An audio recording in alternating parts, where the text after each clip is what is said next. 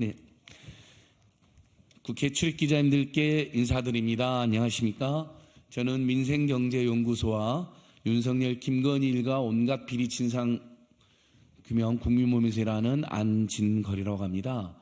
저희가 매주 민주당 또는 야당의 뜻 있는 의원님들과 또 정치단체, 시민단체들과 함께 윤석열, 김건희, 한동훈 정권, 특히 이들의 본부장과 비리와 정치검찰 독재 정권으로서 불법 비리를 폭로하고 또 하나씩 사실을 밝혀내고 또 하나씩 필요하면 고발도 진행하는 활동을 하고 있습니다. 그래서 오늘 또 손준성 검사의 유죄가 확정됨에 따라 손준성 등 그 이하 검사들이 윤석열의 지시만 받게 되어 있는데 피해자가 윤석열, 한동훈, 김건희 3명으로만 특정된 그 희대의 정치공작인 불법 고발사 사건의 몸통은 윤석열, 한동훈이 틀림이 없다. 그래서 저희가 그동안 밝혀낸 내용을 바탕으로 오늘 기자회견 전에 검사 모임과 태진과 혁신 모임, 민생경제연구소 등이 윤석열, 한동훈, 김웅 그리고 권순정 등을 이 고발사 사건의 직권남용 그리고 선거법 위반으로 고발하고 왔습니다. 고발장 온라인으로 제출 완료했는데요. 그 부분을 오늘 강득구 의원님 그리고 민주당 법률위원장을 맡고 계시는 김승원 의원님과 공동 주최를 해서 기자님들께 설명드리려고 왔습니다. 먼저 오늘 기자회견 참석자들 소개하도록 하겠습니다. 맨 오른쪽에 검사를 검사하는 변호사 모임의 오동현 대표 변호사 모셨습니다. 제 옆에 민주당에서 윤석열, 김건희 일가의 비리를 가장 맹렬하게 파헤쳐 오신 강득구 의원님 오셨습니다. 제 왼쪽에 민생경제연구소 언론위원장을 맡고 계시는 박영선 선생님 모셨습니다. 맨 왼쪽에 태진과 혁신이라고 하는 뜻 있는 정치가들의 모임 김종욱 운영위원님 모셨습니다. 먼저 오늘 기자회견 여는 말씀을 강득구 의원님께서 해주시도록 하겠습니다.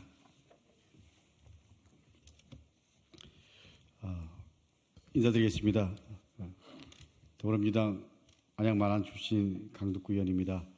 언론인 여러분들께서 다 아시다시피 손준성 검사의 고발 사주와 관련해서 법원의 판단이 나왔습니다. 요약하면 이렇습니다. 미수 부분 처벌하지 않는 공직선거법의 한계로 선거법 위반은 무죄가 나왔습니다. 그러나 고발장이 대검 수사정보정책관실에서 작성됐다고 판단했고 그리고 손준성 검사가 김웅 의원에게 고발장을 전달했다는 사실도 동시에 인정했습니다. 그런데 고발을 사주한 고발장은 있는데 사주한 사람이 없습니다. 고발 사주를 주도한 사람이 누구인지 진실을 언제까지 감출 수 있을지 국민들은 묻습니다. 법원 판결문에 따르면 손준성 검사와 김웅 의원은 이 사안에 깊숙이 개입되어 있습니다. 그들에게 비호 세력 그리고 배후 세력이 있는지는 논란 이후에 어떻게 됐는지를 보면 알 수 있습니다. 손준성 검사는 2023년 4월 감찰에서 무혐의로 종결됐습니다. 그리고 재판을 받는 와중에도 23년 9월 검사장급인 대구지검 차장검사로 영전했습니다. 김웅 의원 역시 공수처가 고발장을 검찰에 전달했지만 22년 9월 불기소 처분됐습니다. 오히려 당시 윤석열 캠프는 고발사주 제보자를 허위사실 유포 혐의로 고발하기도 했습니다. 우리는 당시 고발사주의 목적이 무엇인지 집중해야 합니다. 도이치모터스 주가 조작 등이 사실이 아니라고 단정하고 당시 여권 인사와 기자가 윤석열, 김건희, 한동훈 등의 명예를 훼손했다는 이유로 검찰에 처벌해달라는 것입니다. 심지어 고발장을 작성한 대검 수사정책관실은 검찰총장의 지시로만 움직이는 그야말로 검찰총장의 눈과 그리고 귀가 되는 핵심 조직입니다. 이런 기관까지 활용했다는 것은 이번 사안은 대한민국 검찰을 총장과 부인의 명예회복을 위한 도구로 쓰려고 했던 그야말로 심각한 사안입니다. 이번 사안은 공수처장이 말한 대로 심각한 헌정질서 파괴와 관련된 범죄입니다. 이 정황 역시 속속 드러나고 있습니다. 최근 뉴스타파 보도에 따르면 고발 사주 시행 4일 전 윤석열과 손준성이 만났다고 합니다. 그리고 한동훈 비대위원장 등이 함께 있는 카톡 단체방 대화도 급증했다라고 합니다. 법원 판단과 언론 보도는 배후를 가리키고 있습니다. 국민들 역시 이미 알고 있을 것입니다. 공수처는 윗선이 누구인지 반드시 밝혀내야 합니다. 밝혀내십시오. 그리고 수사 결과에 따라서 검찰을 사유화하고 헌정 질서를 파괴한 당사자는 반드시 국민의 준엄한 심판을 받을 것임을 명심하시기 바랍니다. 이상입니다. 예, 강득구 의원님 감사합니다. 저희는 강득구 의원님 등과 함께 주가 조작 사건, 잔고절 사건, 그리고 고속도로 조작 사건도 맹렬하게 대응해 왔습니다. 그 과정에서 많은 것들을 밝혀내고 있는데요.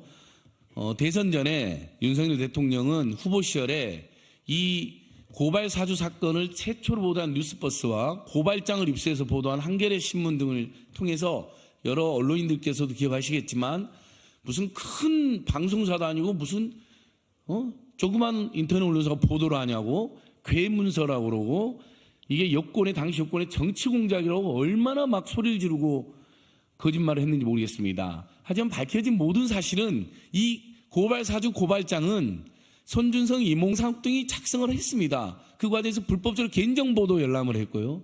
직권남용해서 의미 없는 행위들을 본인들이 했습니다. 근데 그걸 누가 시켰겠습니까? 피해자로 3명이 적시되어 있습니다. 검은유착 사건 실제했는데 피해자가 한동훈이요. 주가조작 사건 실제했는데 피해자가 김건희고 윤석열이랍니다. 그 윤석열, 김건희, 한동훈이 시켰다고 보는 것이 매우 합리적이겠죠.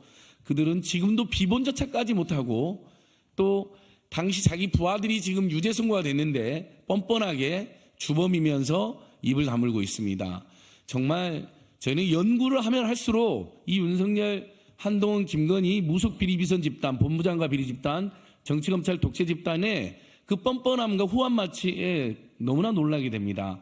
지난번 1차에서 법원에서 인정된 개인정보보호법 위반과 공무상 비밀 누설은 저희가 바로 한동훈, 윤석열을 공범으로 고발했습니다. 근데 최근에 모든 상황을 종합하면 직권남용과 공직선거법 위반이 유력하고 특히 선거 때 윤석열 대통령은 이게 괴문서다, 여권의 정치공작이라고 하는 굉장한 가짜뉴스를 퍼뜨렸습니다. 새로운 허위사실 유포 혐의가 추가되고 또 뉴스버스 한겨레에 대해서도 심각한 명예훼손을 했기 때문에 그분까지 제가 추가 고발해야 되는데요.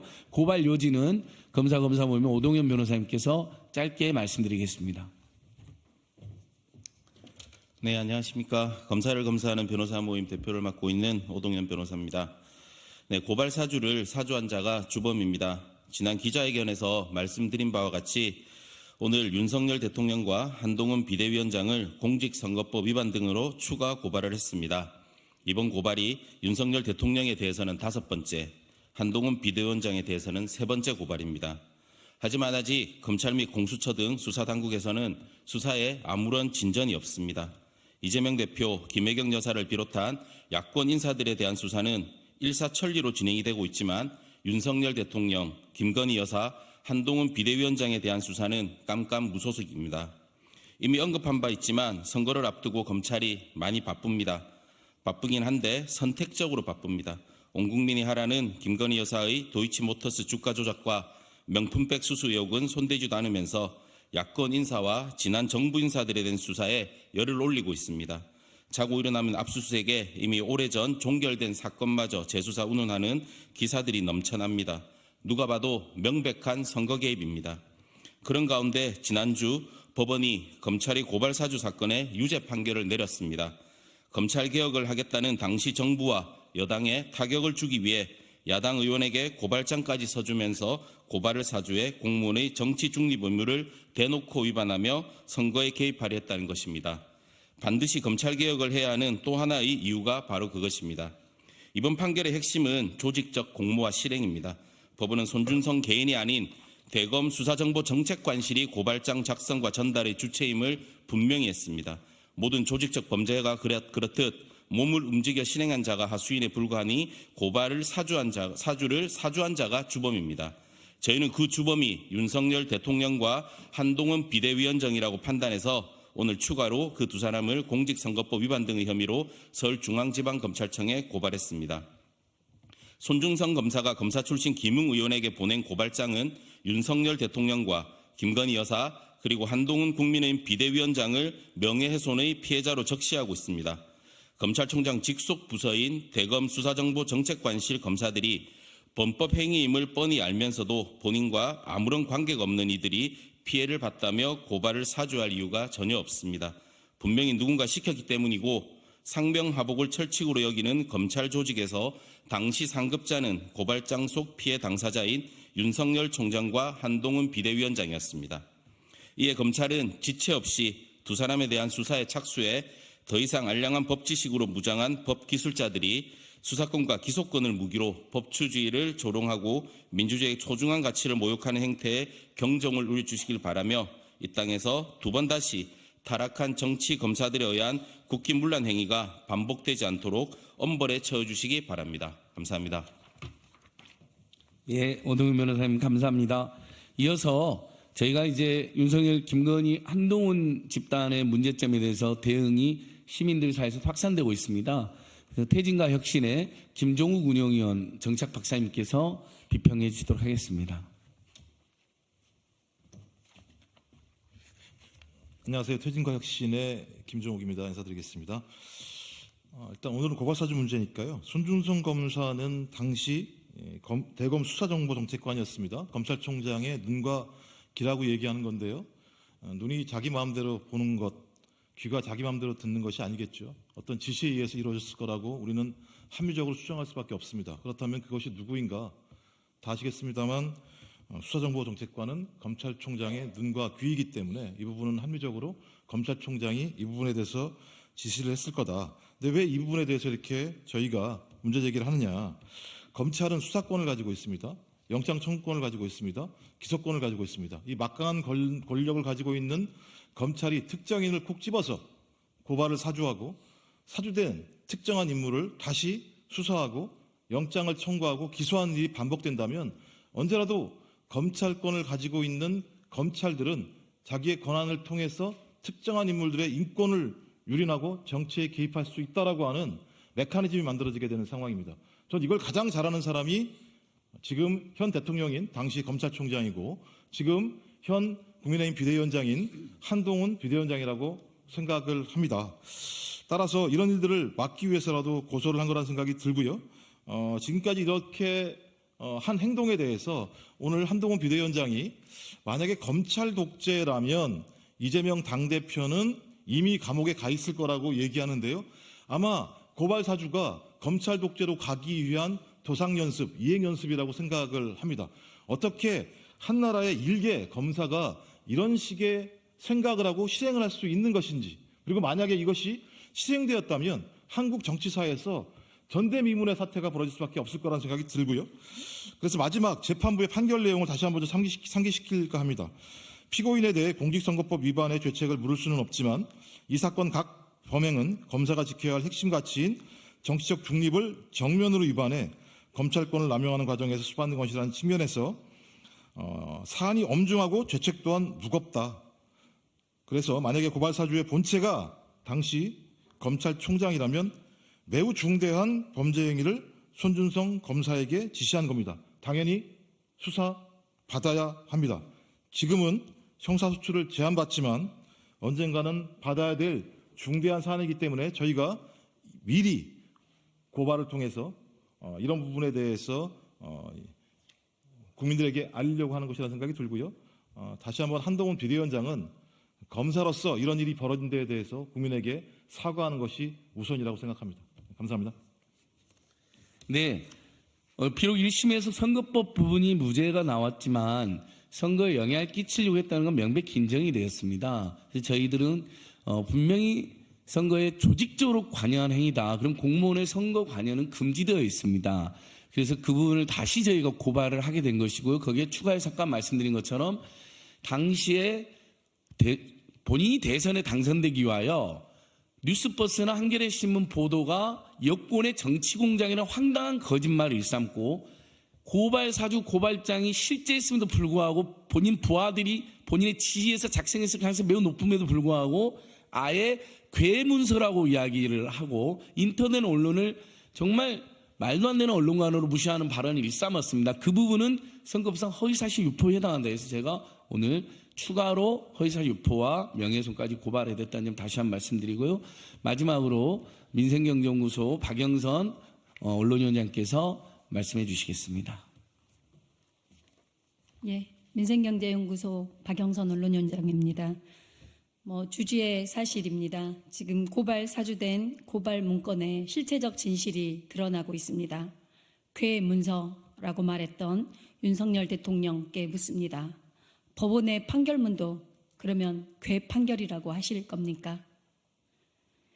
대통령은 본인이 했던 발언에 대해 책임을 져야 할 것입니다.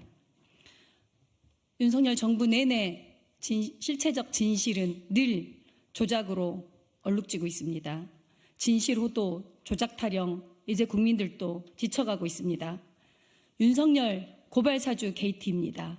그런데 당시 박지용 게이트로 전환시키고 국정원 조작으로까지 매도한 바 있습니다.